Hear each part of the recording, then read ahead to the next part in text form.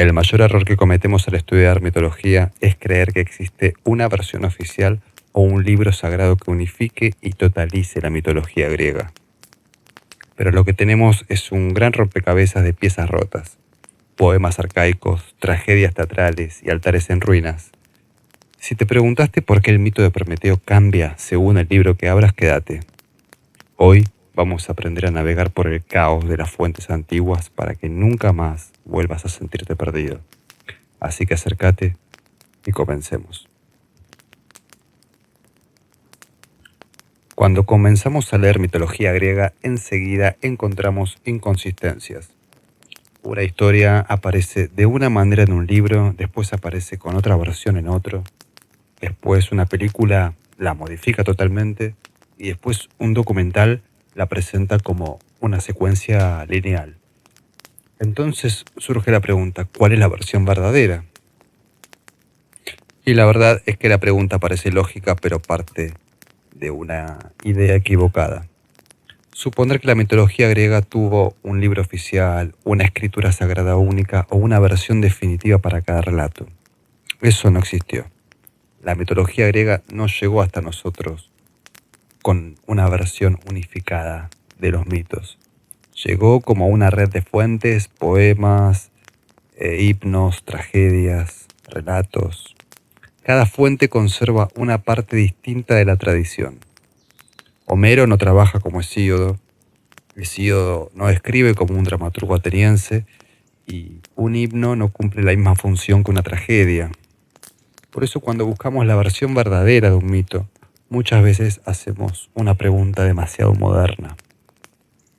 Los griegos heredaron relatos cambiantes, vivos, estaban vinculados a algunas ciudades, algunas familias, cultos, fiestas particulares.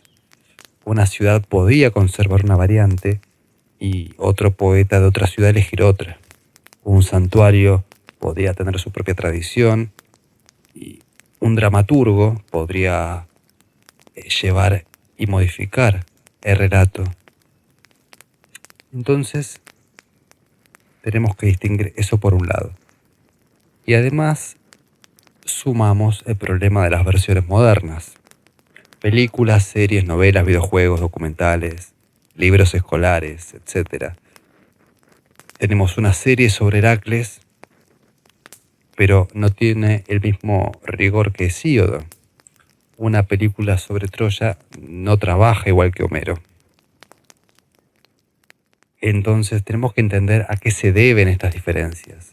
El cine necesita ritmo. Una serie necesita un arco claro y lineal.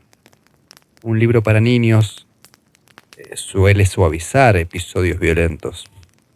Y el documental lo que hace es ordenar materiales dispersos bajo una línea comprensible.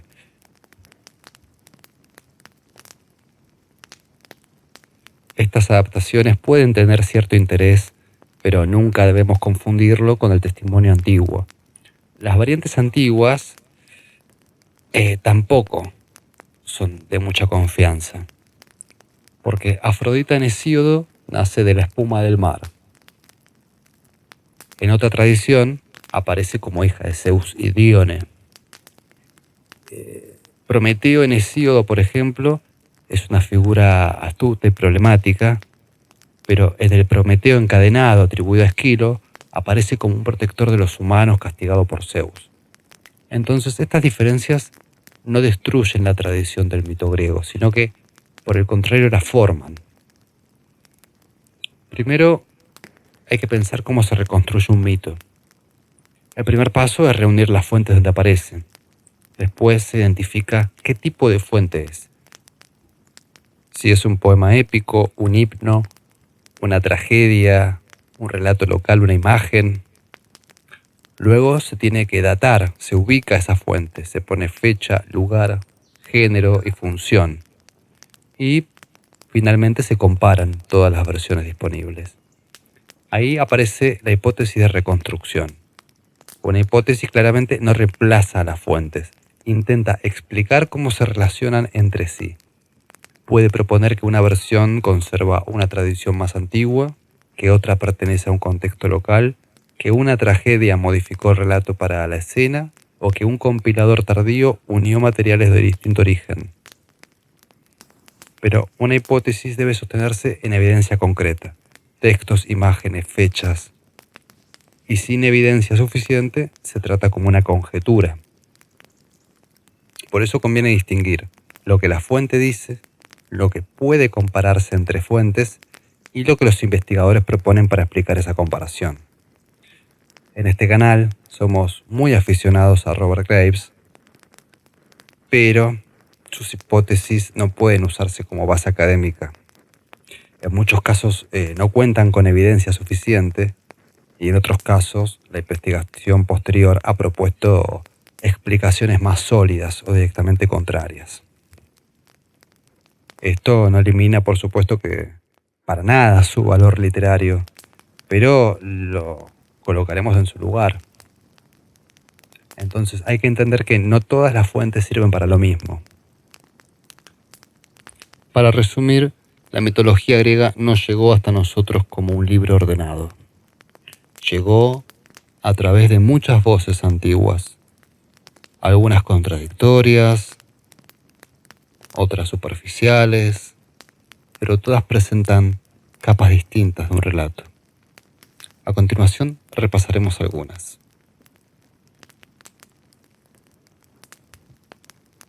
Homero es el testimonio literario más influyente para entrar en la mitología griega.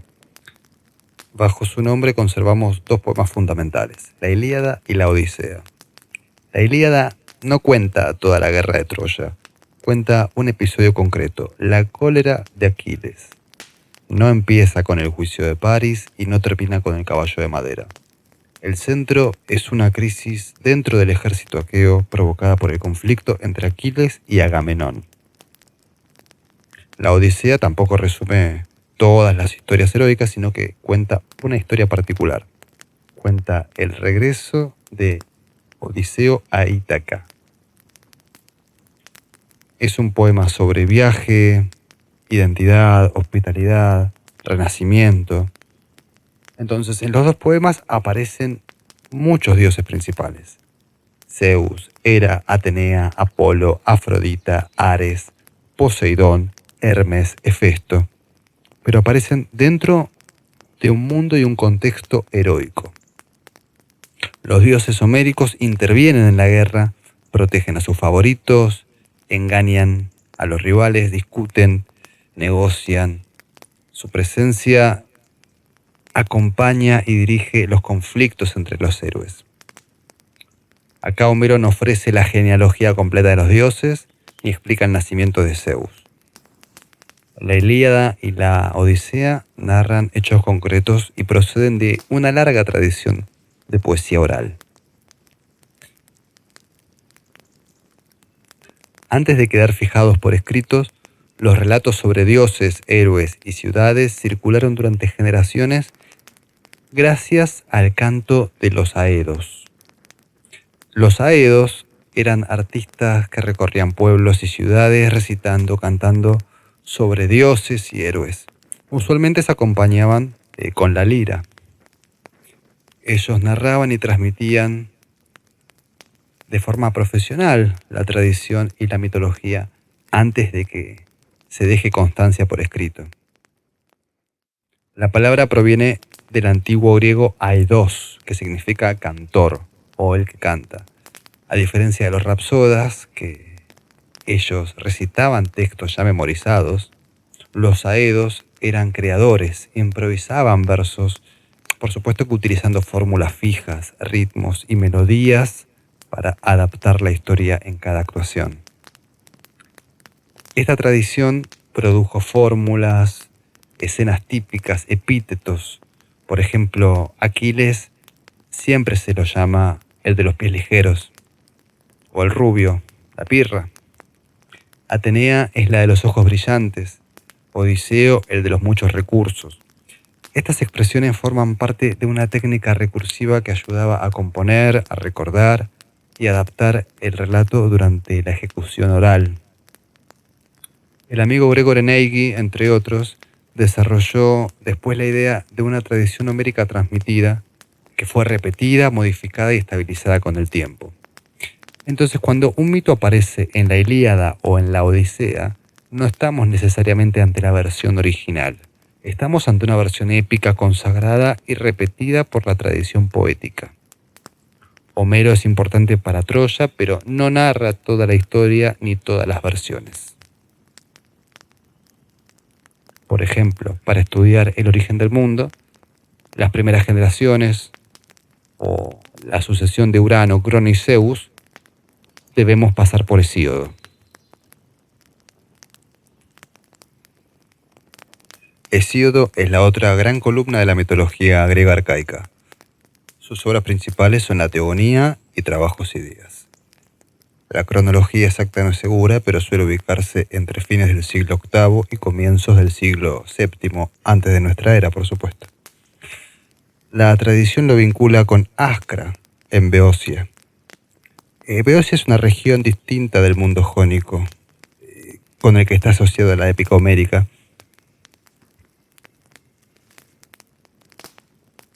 Beocia se encuentra en la región occidental de lo que podríamos entender como la Grecia. Hesíodo también compone en hexámetros, es el mismo metro que la épica, pero su proyecto no es igual que el de Homero. Él no canta una guerra ni el regreso de un héroe. Él trabaja con genealogías divinas, relatos de origen, memoria, justicia y normas prácticas. Tampoco debe imaginarse como un recopilador moderno que reunió textos escritos y los ordenó en un libro.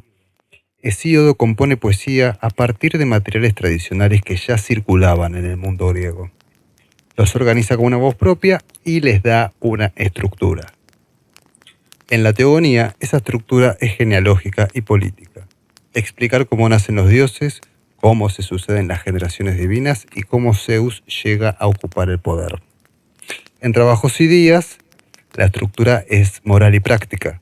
El poeta habla del trabajo, la justicia, el conflicto con su hermano Perses y el lugar de los dioses y los mortales. Esto nos habla sobre la interpretación de su mundo. Hesíodo no mira el mito desde el palacio del héroe y tampoco desde el campo de batalla. Lo mira desde una sociedad agraria, marcada por la disputa de bienes, la necesidad de trabajar la tierra, el temor a la injusticia y la búsqueda de un orden estable. Su poesía conserva mitos antiguos, pero también deja ver las preocupaciones de una época.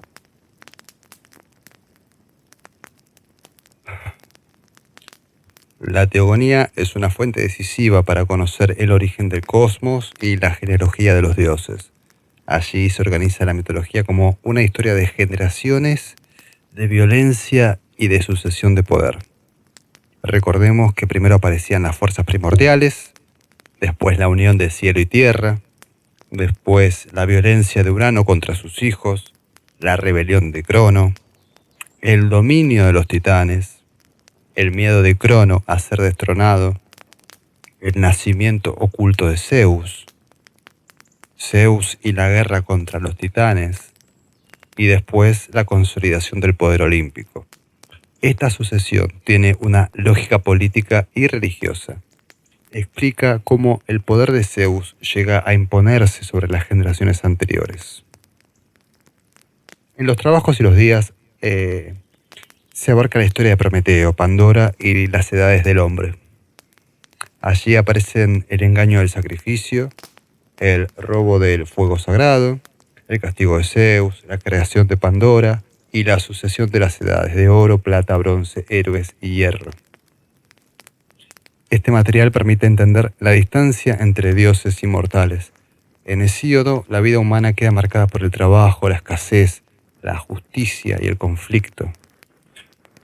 Mejor dicho, la necesidad de justicia. Los hombres no viven en el mismo plano que los dioses. Hay una separación, un límite y un castigo si se intenta transgredir. Pero también se conserva una memoria de una edad mejor y anterior. Pero Hesíodo, como dijimos, ofrece solamente una versión. Esta versión no debe ser tomada como oficial ni definitiva. La diferencia no se resuelve diciendo que una versión es verdadera y otra falsa. Se resuelve indicando qué fuente seguimos y qué tradición pretende transmitir. Con Hesíodo entramos en la genealogía y el orden del cosmos, para ver cómo algunos mitos se vinculan de manera más directa con el culto, los santuarios y la presencia de los dioses. Tenemos que pasar a los himnos. Después de Homero y Hesíodo aparece otro grupo de textos fundamental, los llamados himnos homéricos. El nombre puede engañar, se los llama homéricos por su lengua, por su metro y su vínculo con la tradición épica, pero no tiene nada que ver con el autor de la Ilíada y la Odisea.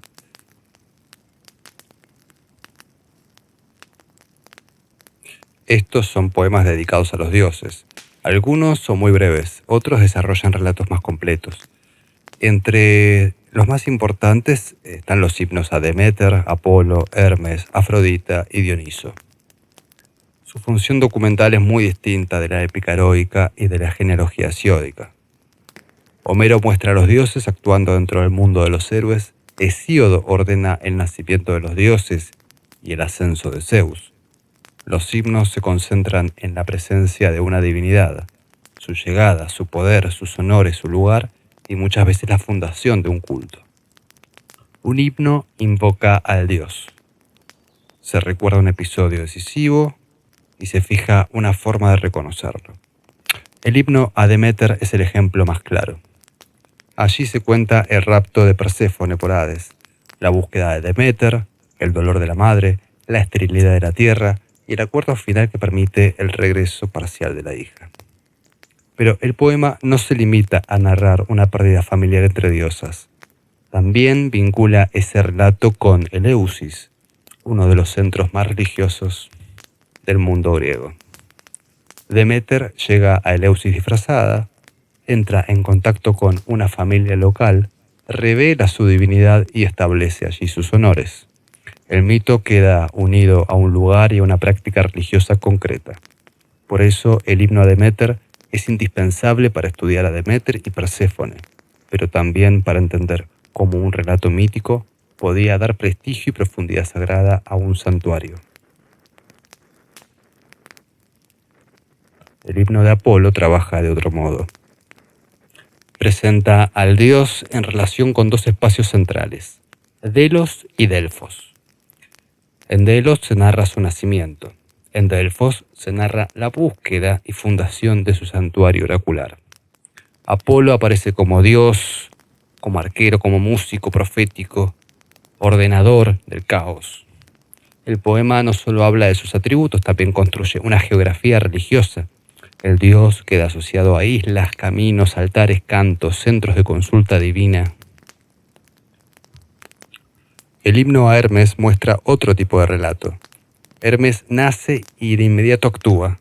Roba el ganado de Apolo, inventa la lira, oculta sus huellas, miente con inteligencia y termina negociando su lugar entre los dioses. El poema presenta a Hermes como una divinidad del movimiento, el cruce, la astucia, el intercambio y la mediación. No lo define mediante una genealogía, sino mediante una escena de comportamiento. Hermes queda caracterizado por lo que hace. El himno a Afrodita también es decisivo. Allí la diosa capaz de someter al deseo a dioses inmortales termina sometida ella misma al deseo por voluntad de Zeus. Afrodita se une con el mortal Anquises y de esa unión nacerá Eneas. El poema expone el poder de Afrodita pero también sus límites. La diosa domina el deseo aunque no queda completamente fuera de su alcance. El relato marca la distancia entre dioses y humanos.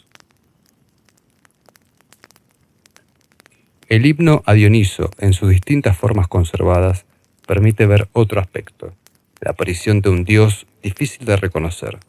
Dioniso puede llegar disfrazado, ser negado, provocar confusión y revelar su poder de forma violenta o maravillosa. Ese motivo será central en otras fuentes, sobre todo en la tragedia. Los himnos aportan algo que Homero y Hesíodo no cubren de la misma manera: la conexión entre el relato, la divinidad y el culto. En ellos, el mito no aparece como una simple historia, aparece como una memoria religiosa. Un dios recibe un nombre, se recuerdan sus actos, se describen sus honores, se vincula su poder con un lugar, se explica por qué merece canto, culto o reconocimiento.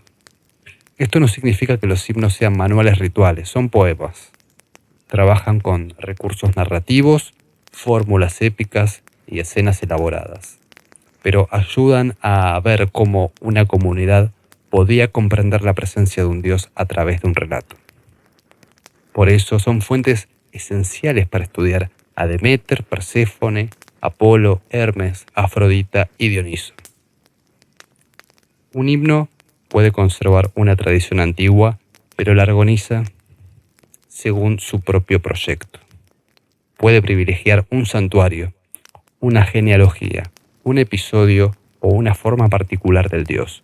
No agota todas las versiones posibles. Con los himnos entramos en una zona donde mito y culto se tocan de manera directa. Pero todavía nos falta entender otra parte. Muchos relatos famosos no llegaron completos en los poemas que conservamos.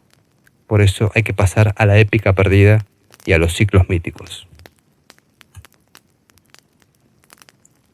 Cuando hablamos de la épica perdida, pensamos inmediatamente en Homero, en la Ilíada y la Odisea, porque son los dos grandes poemas conservados, ¿no? Pero alrededor de ellos existió una tradición mucho más amplia. Esta tradición contaba episodios anteriores, paralelos, posteriores, cosas que no se contaron en los poemas homéricos.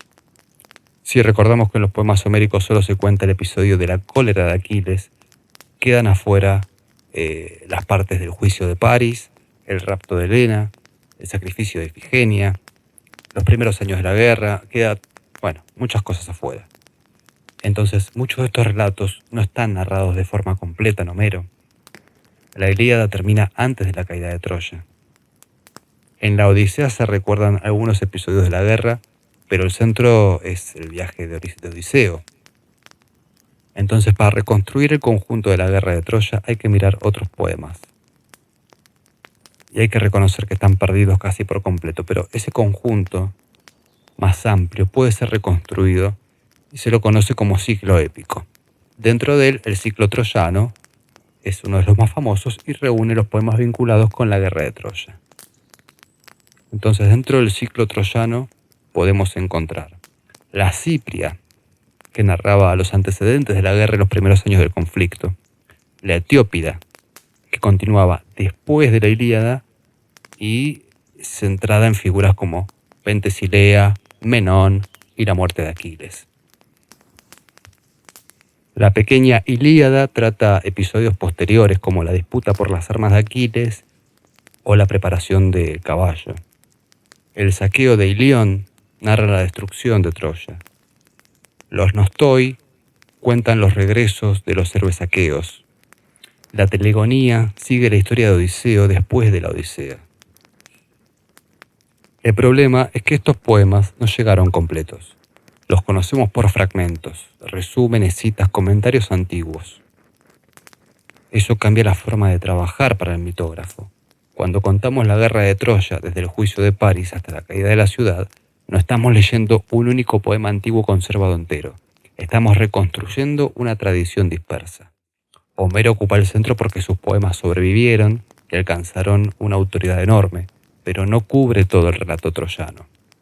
La épica perdida también muestra que la mitología griega no estaba organizada en un solo libro. Había ciclos de relatos vinculados a una ciudad, a una guerra, a un linaje o a un héroe. Troya tenía su ciclo, Tebas tuvo el suyo, Heracles reunió una gran zona de tradición heroica. También existieron genealogías y poemas sobre orígenes divinos o humanos que no conservamos completos. Esta pérdida obliga a trabajar con prudencia. Un episodio conocido por una fuente tardía puede venir de una tradición antigua perdida, pero también puede haber sido reorganizado, resumido o modificado por quien lo transmitió. No basta con decir que esto estaba en el ciclo épico. Hay que preguntar qué testimonio lo conserva, qué tan antiguo es, qué grado de seguridad permite y qué otras fuentes lo confirman. La épica perdida es una zona fundamental y frágil al mismo tiempo. Fundamental porque sin ella no entendemos el ciclo troyano completo, ni muchas tradiciones heroicas que después alimentaron la tragedia, la mitografía o el arte. Y es frágil porque casi siempre trabajamos con restos. Después de la épica perdida, otra fuente transformó los mitos de manera decisiva, la tragedia ateniense.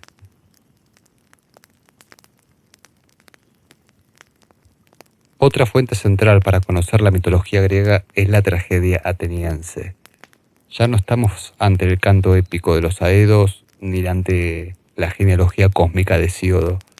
Estamos ante obras representadas en Atenas, sobre todo durante el siglo V antes de nuestra era, y se representaban en festivales cívico-religiosos vinculados a Dioniso.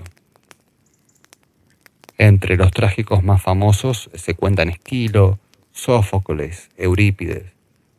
Ellos tomaron relatos heredados y los llevaron al teatro. Ese paso dio una transformación del material mítico. En el teatro los personajes hablan, se contradicen, discuten, pelean. El mito queda centrado en una situación dramática. Una tradición conocida por el público se convierte en un conflicto del presente. La Orestíada de Esquilo permite verlo con claridad. El punto de partida es la casa de Atreo, una familia marcada por crímenes. Agamenón sacrifica a su hija Ifigenia antes de partir a Troya. Cuando regresa victorioso, su esposa Clitemnestra lo asesina. Después, Orestes, el hijo de ambos, mata a Clitemnestra para vengar a su padre. Ese nuevo crimen despierta la persecución de las Erinias, esas antiguas divinidades de la venganza. Entonces, esta trilogía no se limita a contar una cadena de asesinatos. Lleva el mito hacia una pregunta mayor. ¿Cómo una comunidad puede salir de la violencia heredada sin producir otra violencia igual? Orestes, perseguido por las Erinias, se refugia en Atenas y pide ayuda a Atenea. La diosa no resuelve el caso por intervención directa. Hace algo mucho más significativo. Convierte el conflicto en un juicio. Funda un tribunal en el Areópago con ciudadanos como jueces y allí las partes deben hablar, acusar, defender y aceptar un veredicto. Ese tribunal mítico dramatiza el paso de la venganza privada a una justicia más pública y regulada. El conflicto en sí mismo es bastante complicado de resolver, porque todos tienen una argumentación. Las Erinias tienen razón desde la lógica antigua de la sangre. Orestes mató a su madre. Pero Apolo defiende a Orestes porque actuó para vengar a su padre Agamenón y porque además el crimen de Clitemnestra también exigía un castigo. Atenea entonces queda ante un problema que no puede resolverse con otro asesinato. Así que introduce el procedimiento. Escucha, debate, se vota y un tribunal, una sentencia. En la obra, la votación termina empatada. Atenea inclina el resultado a favor de Orestes. Pero lo más importante viene después. Las Erinias furiosas amenazan con maldecir a Atenas, pero Atena lo resuelve de otra forma. Atenea no destruye ni expulsa a las Erinias, las persuade para quedarse en la ciudad con un nuevo lugar religioso y político. Dejan de ser fuerzas de persecución y pasan a integrarse como potencias protectoras bajo el nombre de Euménides, las benévolas. Esquilo no representa la justicia cívica como una simple eliminación de lo antiguo. La ciudad no borra la culpa de sangre, pero la incorpora dentro de un orden legal y religioso. Ahí está la fuerza de la tragedia. Un mito familiar se convierte en una reflexión sobre justicia, ley y vida política. Además, el Areópago no era un lugar imaginario, era un tribunal real de Atenas. La obra se presentó en un contexto donde las funciones tenían un peso político. Por eso muchos estudios Leen esta escena como una reflexión sobre la autoridad del tribunal, la estabilidad cívica y la necesidad de someter la violencia privada a una institución común. La tragedia hace eso con los mitos. No los repite como relatos fijos, sino que los coloca en escena para pensar problemas de la ciudad. Sófocles hará algo parecido con Edipo y Antígona. Convierte relatos heredados en preguntas sobre verdad, culpa y parentesco. Pero la idea central es simple. Una tragedia no es una versión neutra del mito, es una intervención artística sobre un material tradicional. Una escena teatral puede conservar tradición antigua, pero también responder a las preguntas religiosas, políticas y sociales de la Atenas clásica. Después de la tragedia, el siguiente paso son los mitógrafos, autores que resumieron, ordenaron y conservaron relatos dispersos. Después de la tragedia aparece otro tipo de fuente, los mitógrafos. Un mitógrafo no trabaja como Homero, Hesíodo o Eurípides.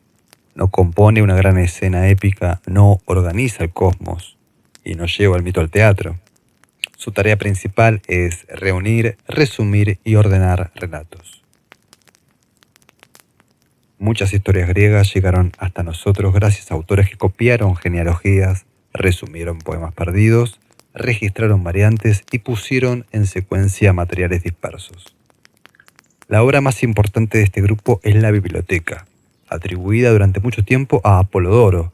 Hoy suele llamarse pseudo-Apolodoro, porque significa falso Apolodoro.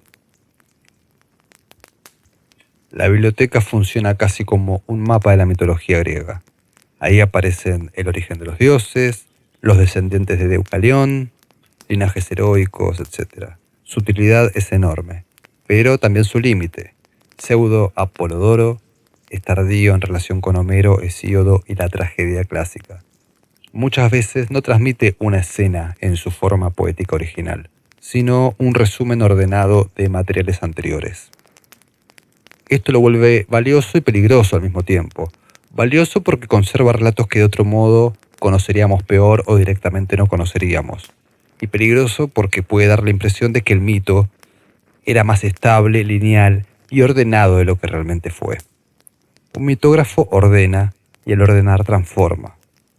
Reduce escenas largas, elimina ambigüedades, une tradiciones distintas, escoge una variante y convierte poemas, tragedias y relatos en una secuencia de hechos.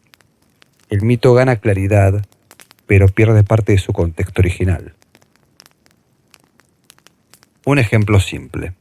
Una tragedia puede dedicar una obra entera al conflicto moral de un personaje. Un mitógrafo puede resumir ese mismo material en pocas líneas. ¿Quién era hijo de quién? ¿Quién cometió qué crimen? ¿Qué castigo recibió? ¿Y cuál fue su descendencia? Ese resumen sirve para reconstruir un mapa, pero no reemplaza la experiencia de la obra trágica ni la complejidad de la tradición anterior. Además de Pseudo-Apolodoro, existen otras fuentes mitográficas importantes. Higino en las fábulas transmite muchos relatos y variantes en lengua latina. Es muy útil, aunque debe usarse con cautela porque siempre hay problemas de transmisión en el texto. Diodoro Sículo, en su biblioteca histórica, incorpora materiales míticos dentro de una historia universal. No escribe como poeta ni como dramaturgo. Integra dioses, héroes, fundadores y pueblos dentro de una narración histórica mucho más amplia. Antonino el Liberal conserva relatos de metamorfosis. Partenio de Nicea transmite historias de sufrimiento amoroso. Los escolios antiguos, escritos como comentarios a textos clásicos, preservan datos, explicaciones y variantes que a veces no aparecen en ningún otro lugar. Todo este material es imprescindible para reconstruir mitos, pero exige una distinción básica. Una fuente puede ser antigua para nosotros y al mismo tiempo tardía respecto de la tradición que transmite. Por eso no basta con decir con que lo cuenta Apolodoro o lo dijo Higino. Hay que preguntar de dónde pudo venir ese relato, qué fuentes anteriores conocemos, qué versión está resumiendo y qué otras variantes existen. La precisión cambia la lectura. Según Pseudo Apolodoro no significa lo mismo que según Homero. En la versión transmitida por Higino no significa lo mismo que tragedia de Eurípides. Un escolio conserva una variante, no tiene el mismo peso que un poema arcaico completo. Cada testimonio ocupa un lugar distinto. Los estudios modernos son especialmente útiles para trabajar esta zona.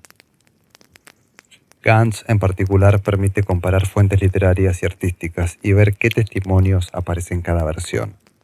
Los mitógrafos son necesarios. Sin ellos, perderíamos gran parte del conocimiento mítico. Pero por supuesto que no deben reemplazar a Homero, Hesíodo, los himnos o la iconografía local. Son otra capa de transmisión. Tardía, ordenadora y muchas veces indispensable. Después de los mitógrafos hay que pasar a una fuente distinta. Pausanias. Después de los mitógrafos aparece una fuente muy distinta, el amigo Pausanias. Él no escribe una epopeya, ni una tragedia, ni un manual de mitología. Escribe una obra de viaje. Su texto se conoce como Descripción de Grecia y fue compuesto en el siglo II de nuestra era, cuando Grecia ya estaba bajo dominio romano.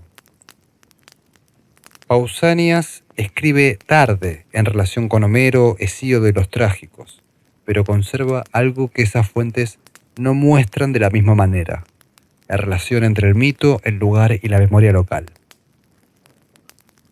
Su obra recorre regiones, ciudades, caminos, templos, estatuas, altares, tumbas heroicas, imágenes de culto y tradiciones transmitidas por comunidades en concreto. En Pausanias, el mito no aparece solo como relato, aparece ligado a un sitio. Una tumba que señalaba dónde descansaba un héroe, una fuente podía conservar el recuerdo de una ninfa, un templo podía guardar la historia particular de un dios, una estatua podía mostrar una forma antigua de culto, una ciudad podía defender una versión propia de un linaje mítico. Eso cambia mucho la lectura, porque la mitología griega no vivía solo de poemas, también estaba en el paisaje. Atenas, Argos, Tebas, Delfos, Olimpia, Esparta, no eran simples escenarios. Eran lugares donde los mitos se recordaban, se discutían y se usaban para construir identidad. Una ciudad podía decir, este héroe nació acá, otra podía reclamar el lugar de su tumba, un santuario podía conservar una versión distinta del nacimiento de un dios. Pausanias registra muchas de esas voces, por eso se usa como fuente tan valiosa.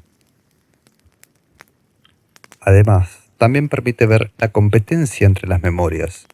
Una tradición panhelénica podía ser conocida en todo el mundo griego, pero una ciudad podía conservar una variante propia, adaptada a su santuario, a su historia o a su prestigio local. El mito servía para recordar el pasado, pero también para reclamar importancia. Pero también hay que ser prudentes porque Pausanias escribe en época romana. A veces transmite lo que vio y a veces transmite lo que le contaron. A veces compara versiones, pero también debe seleccionar alguna.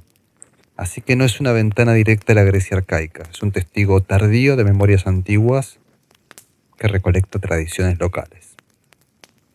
Pero gracias a Pausanias conocemos relatos, cultos, imágenes y lugares que de otro modo se habrían perdido. Los estudios modernos han demostrado que Pausanias no debe leerse como un viajero curioso, sino que su obra permite estudiar cómo una comunidad une relato, territorio y memoria. Después de Pausanias, falta otra fuente decisiva: las imágenes. La mitología griega también se conserva en vasos pintados, relieves, esculturas, frontones de templos, monedas, terracotas y objetos votivos transmitieron escenas de dioses y héroes durante siglos.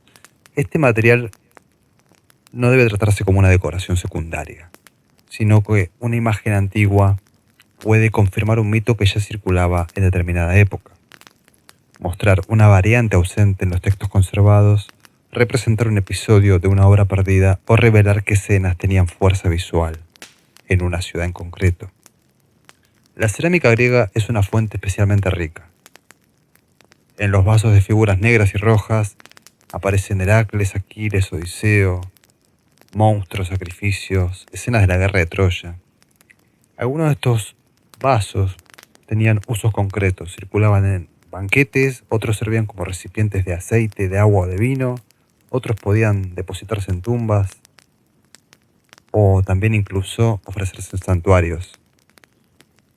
El soporte orienta la interpretación.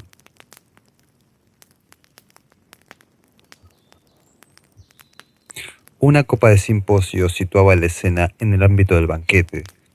Una imagen funeraria la asociaba con la muerte, la memoria y el destino del difunto.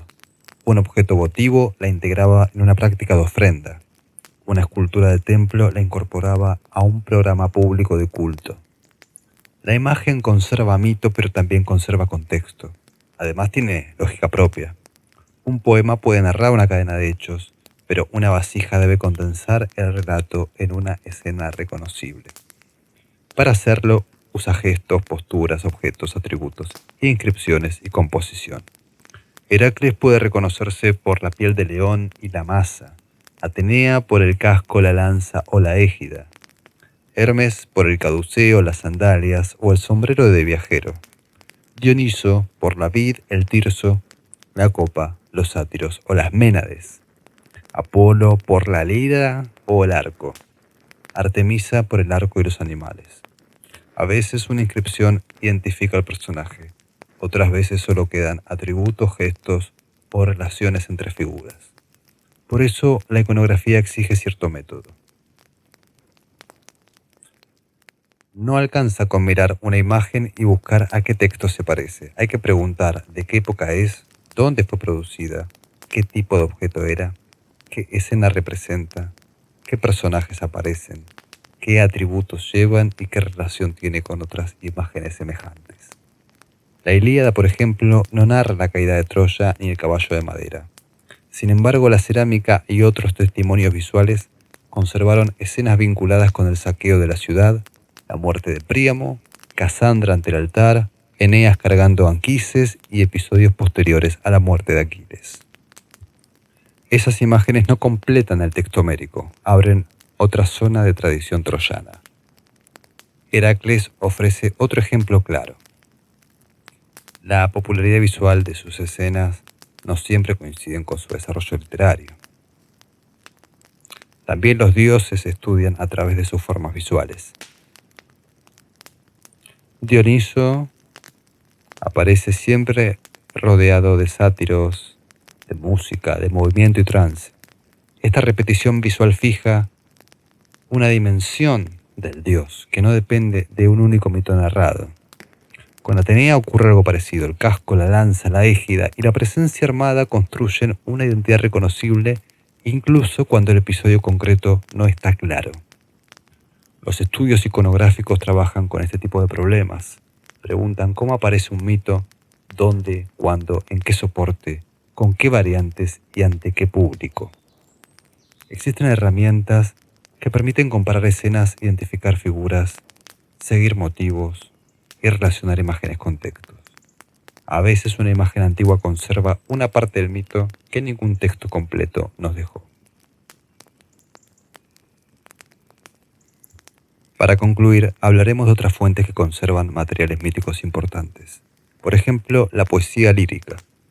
Píndaro usa mitos en sus odas para celebrar victorias atléticas, linajes aristocráticos y ciudades. Sus poemas no cuentan los mitos como una narración continua. Los seleccionan, los condensan y los vinculan con prestigio, memoria familiar, excelencia y favor divino. Baquílides también conserva relatos heroicos. En estos poetas el mito parece asociado al canto público, a la celebración y a la construcción de prestigio social. Los historiadores transmiten otra clase de información. Heródoto menciona cultos, genealogías, tradiciones locales. También compara relatos griegos y no griegos. No escribe un manual de mitología, pero conserva mucho material religioso y mítico dentro de una investigación. Los filósofos también trabajan con mitos.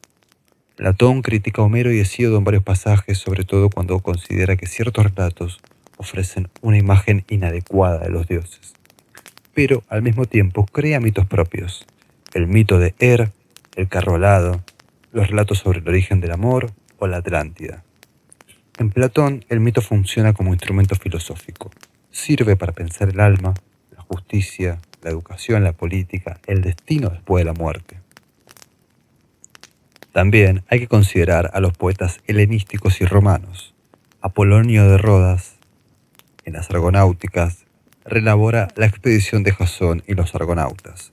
Su poema es posterior a la épica arcaica y trabaja con una tradición ya muy cargada de versiones anteriores. Ovidio, en las Metamorfosis, tuvo una influencia enorme en la forma moderna de imaginar muchos mitos griegos. Allí aparecen Dafne, Narciso, Aracné, Orfeo, Medea, Acteón, Paetón, muchas historias más. Pero Ovidio también debe ubicarse con precisión. Es un poeta romano de la época augusta, no es una fuente griega arcaica. Su obra es fundamental para la recepción antigua y moderna de los mitos, pero no puede confundirse con Homero, Hesíodo o la tragedia ateniense. Muchas versiones populares de la mitología griega proceden de esta mezcla de capas. Épica arcaica, tragedia, mitografía, pausanias, arte antiguo, manuales modernos, cine, televisión. Esa mezcla puede servir para narrar, pero debe ser visible para quien investiga. Si no distinguimos las capas, terminamos atribuyendo a los griegos una versión que quizás procede de un poeta romano, de un compilador tardío o de una reconstrucción moderna. Por eso la pregunta por la fuente es primordial. Antes de decir que la mitología griega cuenta, conviene preguntar quién la cuenta, cuándo, desde qué lugar y con qué propósito. Solo así podremos distinguir tradición antigua, variante local, a reelaboración moderna. Esto fue todo en esta ocasión. Muchas gracias por acompañarnos. Nos encontraremos en la siguiente fogata.